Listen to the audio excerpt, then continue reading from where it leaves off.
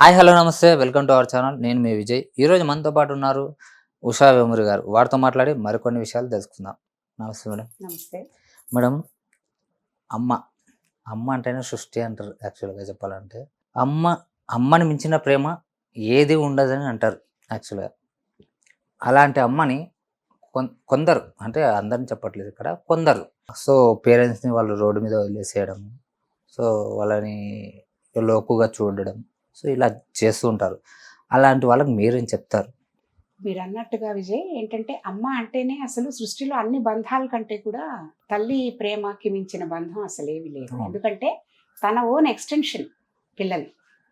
తల్లి కడుపు నుంచి చీల్చుకుని బయటకు వచ్చిన పిల్లలు తల్లి బాడీ నుంచి ఎక్స్టెన్షన్ అని చెప్తారు. సైన్స్ కూడా అలా చెప్తుంది. అందుకే తనకి అందరికంటే కూడా ఎక్కువ తల్లికి పిల్లల మీద ప్రేమ. పిల్లలకి మళ్ళీ రెసిప్రికేట్ చేయాలని లేదు, సహజం. అది ఉంటుంది, కొంతమందికి ఉంటుంది, కొంతమందికి ఉండదు.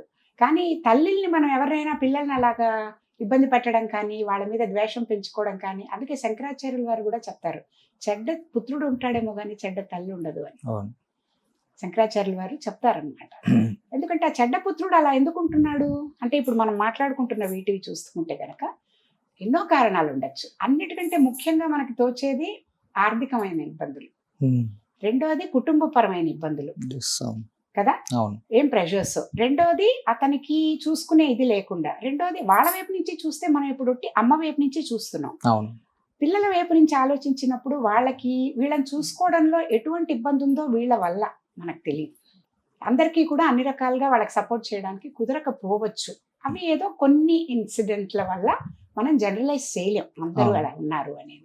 కానీ తల్లి మటుకు ఇవేమి ఆశించకుండా అన్కండిషనల్ గానే ప్రేమిస్తుంది. తనకి 2 రొట్టెలు ఉంటే అయ్యో నా కోసం ఒకటి పెట్టుకుని ఒకటి వాడికి ఇవ్వాలి అని ఏ తల్లి అనుకోదు. పిల్లవాడికి ఆకలేస్తోంది, నాకు అమ్మ నాకు ఇంకో రొట్టె ఇస్తావా అంటే 2 తంది కూడా పెట్టేస్తుంది చిన్నప్పుడు. అంత అంత త్యాగాలు చేసి నా పిల్లవాడు అడిగాడు, తనకు ఆకలేస్తే ముందు వాడి నీడ్స్ అన్ని చూడాలి అనే ఏ తల్లైనా అనుకుంటుంది. తనకి అసలు ఏమీ ఎక్స్పెక్ట్ చేయకుండా అన్కండిషనల్ గా ప్రేమించడం ఒకటే తెలుసు తల్లికి, ఇంకేం తెలియదు. అలాంటిది అందుకని ఏమిటంటే ఇప్పుడు, కానీ మనం అలాంటి వాళ్ళలో పురాణ రోజుల్లోకి వెళ్ళి చూసినప్పుడు శ్రవణ్ కుమార్ గురించి వినలేదా? ఎంత చిన్న పిల్లవాడు, ప్రహ్లాదుడు, వీళ్ళందరూ. కానీ తల్లి అలా చెప్పినా కూడా శ్రవణ కుమారుడు ఏం చేశాడు, తల్లి తండ్రి కళ్ళు కనిపించట్లేదు, నడవలేని స్థితిలో ఉన్నారంటే వాళ్ళని కావడిలో మోసుకుంటూ తీర్థయాత్రలకు తీసుకెళ్లాడు. మరి అంత చిన్న వయసులో తల్లిదండ్రులకి వాళ్ళకి సరిగ్గా లేకపోతే, అనారోగ్యం ఉంటే అద్భుతంగా చూసుకున్న తల్లిదండ్రులు ఉన్న పిల్లలు ఉన్నారు. 2 వైపులు చూసుకోవాలి మనం. అలాగే పాండురంగడి కథల్లో చెప్తున్నప్పుడు కూడా మనకు చెప్తారు, పాండురంగడు పరీక్ష చేయడానికి వస్తే దేవుడు ఆ భక్తుడిని తను అంటాడు, అక్కడ వెయిట్ చేయి, నేను తల్లిదండ్రులకి సేవ చేసుకుంటున్నాను, నీ పని అయ్యాక వస్తాను నీ దగ్గరికి అంటాడు. అంటే అని ఒక ఇటక పడేసట, కూర్చోడానికి కూడా చేరలేకపోతే ఆ ఇటక మీద అట్లా కాలు పెట్టి అట్లా నుంచునున్నాడు విష్ణుమూర్తి ఈయన వచ్చే వరకు. పాండురంగడి అవతార మహత్యంలో చెప్తారు. అంటే తల్లిదండ్రుల్ని సేవించే కంటే మాతృదేవో భవ పితృదేవో భవ ఇవన్నీ చెప్తున్నారు కదా. తల్లిదండ్రుల్ని ముందు నువ్వు సేవించుకున్నాకే నువ్వు దేవుణ్ణి కూడా సేవించాలి.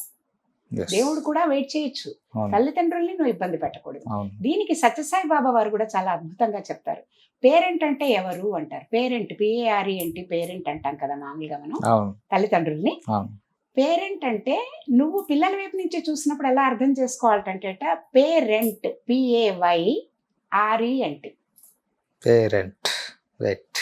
పిల్లలకి. అది అంటే ఏమిటి, నీకు వాళ్ళు జన్మనిచ్చినందుకు, ఎన్నో త్యాగాలు చేసి నిన్ను ఈ స్థితిలో ఉంచినందుకు నువ్వు వాళ్ళకి అద్దె పే చేస్తున్నావు కృతజ్ఞత రూపంలో. రైట్. ఎంతవరకు తెలియదు మేడం, నాకు ఈ విషయం తెలియదు యాక్చువల్లీ చెప్పాలంటే. ఆయన సత్యసాయి బాబా వారు చాలా మాటలతో చాలా గారడి చాలా చక్కగా చెప్తారనమాట, ఏదైనా సింపుల్ గా అర్థమయ్యేటట్టు. పేరెంట్ ఒక వై తేడా మధ్యలో. అంటే ఇదివరకు ఏముందంటే పేరెంట్ అంటే ఓన్లీ తల్లిదండ్రులు మాత్రమే అని తెలుసు అర్థం. దీంట్లో ఇంత అర్థం దాగుందని ఎప్పుడే తెలుసుకున్నాను. ఆయన ఏమన్నారు, పేరెంట్ అంటే PARENT పేరెంట్స్ స్పెల్లింగ్, PAYRENT పిల్లలు అనుకునేటప్పుడు ఐఎమ్ పేయింగ్ రెంట్ నా పేరెంట్స్ కి. ఏది ఏ రూపంలో, డబ్బు పడేయడం కాదు, వాళ్ళని ఆప్యాయంగా చూసుకోవడం, వాళ్ళకి కావాల్సిన నీడ్స్ అన్ని చూడగలగడం, ఇట్లాంటివి ఆలోచించినప్పుడు. అంటే మనం చాలా కథలు కూడా చదివి చెలించిపోతాం. ఎట్లాంటివంటే పిల్లలు తల్లిదండ్రులు బాగా చదువుకోలేదనో, తల్లిదండ్రులు అందంగా లేరనో, డబ్బున్న వాళ్ళు కాదనో, ఎస్. తల్లిదండ్రుల్ని తూలనాడడం, ఫ్రెండ్స్ ముందు వాళ్ళు నా తల్లిదండ్రులని చెప్పుకోవడానికి కూడా కించపడడం, అవును. అభిమాన పడడం, వీళ్ళు నా తల్లిదండ్రులు అని చెప్పుకోవడానికి, ఇట్లాంటి వాళ్ళని కూడా చూస్తూ ఉంటాం. అవును. అంటే ఏంటి, వాళ్ళకి సరైన అప్బ్రింగింగ్ లేదు. వాళ్ళకి ఆ తల్లిని ప్రేమించలేని వాడు దేశాన్ని ఏం ప్రేమిస్తాడు, సొంత లేదు. తల్లిని ప్రేమించలేని వాడు. అవును. ఇవన్నీ ఆలోచించాలి. అంటే Yes. ఏంటి, అక్కడ నీకు కనిపిస్తున్న రిఫ్లెక్షన్ ఏదైతే ఉందో బిహేవియర్ లో, అది చిన్నప్పటి నుంచి గనక కరెక్ట్ చేయకపోతే సమాజానికి కూడా చాలా చాలా మొన్న ఈ మధ్య ఏదో నేను అనుకోకుండా స్పైడర్ ఏదో మహేష్ బాబు సినిమా చూడడం జరిగింది టీవీలో. Okay okay okay. స్పైడర్. అవును. ఎంత భయంకరమైన విలన్ అంటే నేను సైకాలజీ ఆస్పెక్ట్ నుంచి మాట్లాడుతున్నాను. రైట్. ఆ విలన్ కి చిన్నప్పుడు పుట్టినప్పుడు వాడికి ఏడుపు చూస్తే ఆనందం. అదే శ్మశానంలో పుడతాడు. శ్మశానం దగ్గర వాడు ఒక మనిషి ఎవరో పోయినప్పుడు పుడతాడు. అవును. పుట్టినప్పుడు అది చెప్పుకోవడానికి మనకు చాలా భయంకరంగా ఉంటుంది. అందరు ఏడుస్తూ ఉంటారు. వాడి చెవుల్లో ఏడుపే ఫస్ట్ పుట్టంగానే పడుతుంది. వాడికి ఏడుపు లేకపోతే వాడికి తోచదు. ఏడుపు ఏడుపు ఏడుపు కావాలి వాడికి. ఎవరైనా ఏడుస్తుంటే ఆనందం. ఆనందం. సైకాలజీ అలా. వాళ్ళు భయపడతారు తల్లిదండ్రులు కూడా చిన్నప్పుడు చూసి. కానీ అందులో వాళ్ళు తల్లిదండ్రులు చచ్చిపోతారు, తమ్ముడు వీడు బయటపడతారు, అది వేరే విషయం. అలా పెరిగాడు హింసతో అలా పెరిగినప్పుడు వాడు ఏంటంటే వాడికి ఉన్న వయసుకే చిన్నప్పుడే హత్యలు చేయడం, అందరు ఎవరైనా కష్టపడితే వాళ్ళు ఏడుస్తుంటే వీడు ఆనందపడుతూ ఉండడం. అప్పుడు సైకాలజీ ప్రకారం ఒక డాక్టర్ ఒక మాట చెప్తాడు, అది నిజం. నేను కూడా ఒక కౌన్సిలర్ గా అది వింటున్నప్పుడు నాకు అక్కడ కనెక్ట్ అయ్యాను అనమాట. ఏంటంటే ఈ ఏడుపు అది వాడికి ఎలా అలవాటైంది చిన్నప్పటి నుంచి అది చూసి ఆనందిస్తున్నప్పుడు, ప్రతి మనిషిలో కూడా కొంచెం పాళ్ళు ఆ సేడిజం ఉంటుంది. అంటే ఇప్పుడు ఒక యాక్సిడెంట్ అయింది అనుకో, ఫర్ ఎగ్జాంపుల్, యాక్సిడెంట్ అయినప్పుడు అందరం చూసుకుంటూ వెళ్తాం. అవును.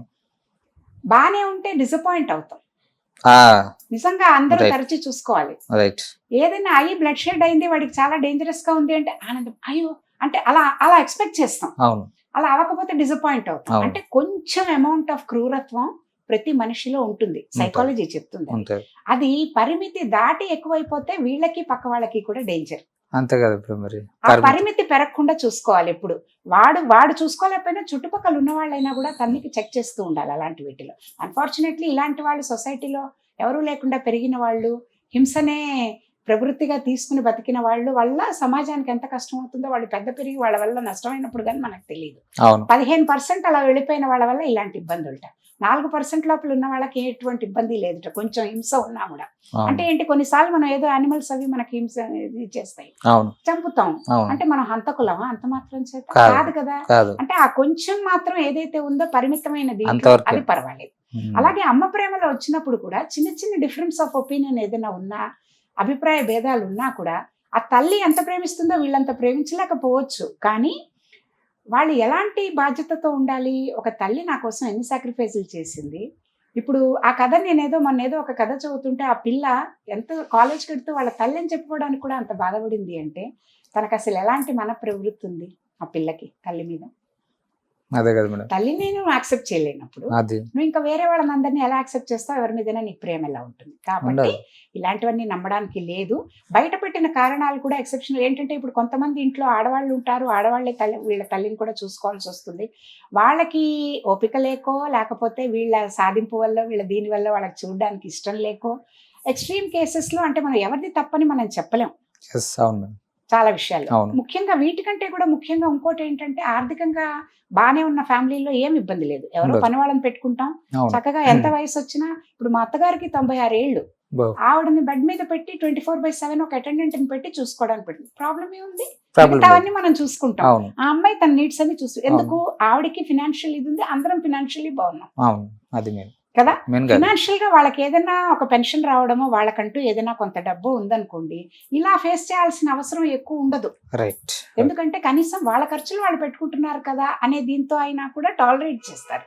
కానీ చాలా మంది సామాజిక వర్గాల్లో తక్కువ సంపాదన ఉన్నవాళ్ళు, డే టు డే సంపాదించుకునే వాళ్ళు, ఇంకొక మనిషిని వాళ్ళ పిల్లల్ని చదివించుకుంటూ, భార్యని పోషించుకుంటూ, ఇంకొక మనిషిని కూడా వాళ్ళు పోషిస్తూ, మందులకి మాకులకి ఇప్పిస్తూ చేసుకోవాలనంటే వాళ్ళ ఇబ్బందులు ఏంటో అటు ఆలోచించాలి. అంటే వెంటనే బ్రాండ్ చేయడానికి లేదు. కాకపోతే మనం ఈ టిప్స్ రూపంలో ఏదైనా చెప్పుకోవాలి అనుకుంటే కనుక దీనికి పరేది ఏమిటి అని అంటే కూడా, మనకి తల్లిదండ్రులు ఇంత చేశారు కదా, చేసినప్పుడు మన బాధ్యత ఏంటి, సామాజికంగా తర్వాత కుటుంబ పరంగా కూడా తల్లిని మళ్ళీ మనం సెకండ్ చైల్డ్హుడ్, మనం చిన్నప్పుడు తల్లి మనం ఎంత జాగ్రత్తగా చూసుకుందో, ఆ తల్లిని రోడ్డుకి ఇడవకుండా ఇప్పుడు ఆవిడ బాల్యం మళ్ళీ తిరిగి తీసుకొచ్చి సంతోషపెట్టే బాధ్యత నాది అని Right. గుర్తెరిగి ఉండాలి ప్రతి అవును. వాళ్ళు. అవును. అంటే సంతోషపెట్టడం అంటే నువ్వు ఆవిడకి ఏమి ప్రతిరోజు బంగారాలు కొనివ్వక్కర్లేదు, వేరే ఏం చేయక్కర్లేదు. అవును మేడం. అమ్మ తిన్నావా, ఒంట్లో ఎలా ఉంది, ఒక్క 2 నిమిషాలు జస్ట్ ఒక మాట అడిగితే ఒక చాలు. మాట, వాళ్ళ వెల్ఫేర్ గురించి ఒక చిన్న మాట అడగడం, వాళ్ళు ఎలా ఉన్నారని పలకరించడం,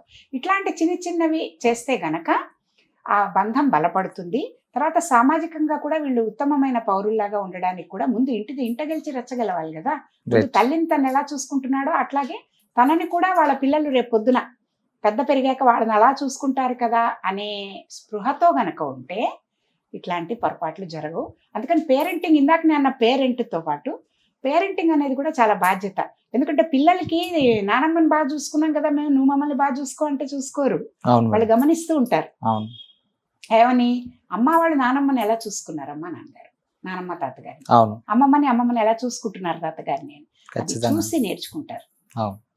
ప్రీచింగ్ ఇస్తే నేర్చుకోరు. ఖచ్చితంగా కాబట్టి మేడం. వీళ్ళు ఒక రోల్ మోడల్ లాగా ఉండి ఒక ఎగ్జాంపుల్ సెట్ చేసినప్పుడు ఆ తల్లిల్ని రోడ్డులకి ఇడ్చే ఇవి కూడా బాగా తగ్గుతాయి. రెండోది ఫినాన్షియల్ ఏమైనా ఉంటే గనక మనకి ఇలాంటి ఏమిటంటారు, వీళ్ళని చూసుకునే హోమ్స్ ఇట్లాంటి వాటిల్లో ఏమైనా పెట్టగలిగి బయట నుంచి ఏమైనా సాయం చేస్తూ మధ్య మధ్యలో వెళ్ళి చూస్తూ అట్లాంటివి ఏమైనా చేసుకోగలిగితే వాళ్ళకి సంతోషం, వీళ్ళకి ఇబ్బంది లేకుండా ఉంటుంది. రోడ్డు మీద వదిలేసి వెళ్ళిపోవడం కాకుండా Right. కదా. ఇప్పుడు Right. స్టేట్ రన్ హోమ్స్ అవన్నీ ఉన్నాయి. అవును. చాలా. అలాంటి వాటిల్లో ఎక్కడైనా ఫ్రీగా ఉన్న దగ్గర అమ్మ నాకు ఈ ఇబ్బంది వల్ల నేను ఇది చేసుకోలేకపోతున్నాను, అక్కడ పెడుతున్నాను, నిన్ను వచ్చి చూసుకుంటూ ఉంటాం, మధ్య మధ్యలో వెళ్ళి చూడడం, అవి చేశారనుకోండి ఆవిడకి తెలుసు కదా, అబ్బాయికి ఇబ్బంది పెట్టకూడదని తనకి తెలీదా, ఆ తెలుసు. అబ్బాయికి పరిస్థితి లేదని తెలీదా, తెలుసు. అంత మూర్ఖంగా ఉండరు కదా. కాబట్టి అలా ఉన్నప్పుడు ఈ ప్రేమ ఆప్యాయతలు పెంచుతూ బాధ్యత తీసుకుంటూ ఉండగలిగితే గనక అలా రూడ్గా వదిలేయడం కాకుండా సమస్య కొంతవరకు పరిష్కారం. Thank you madam. Thank you so much madam. బాగా చక్కగా వివరించారు. Thank you so much.